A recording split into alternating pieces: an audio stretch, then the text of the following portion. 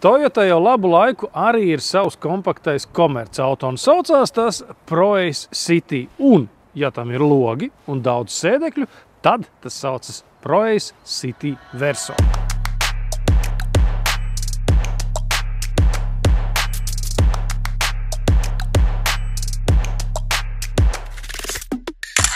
Proace City Verso ir visai franciska izcelsme, un tas ir labi. Tas nozīmē, ka mūsu mazajam furgonam ir ekonomisks dīzelis, un tas ir savienots ar automātisko pārnesumkārbu. Proace City Verso, protams, ir ļoti funkcionāls automobīls un var sēdēt arī priekšējā sēdeklī, kurš ir nolokāms. Vai arī kādā no 3 atsevišķiem aizmugurējiem sēdekļiem, kuri arī ir nolokāmi, turklāt katrs pa vienam. Vēl var izdarīt šādi, un tad Verso pamazām kļūst par kravas furgonu.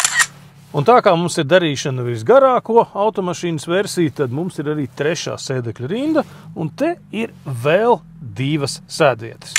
Šādām automašīnām, to skaita arī Proace City Verso, vienmēr ir lieli bagāžnieki. Šajā gadījumā gan mums tur ir sēdekļi, taču tos var nolocīt vai izņemt. Turklāt aizmugurējo vāku var taisīt vaļā nevis visā pilnībā, bet tikai stīkliņu.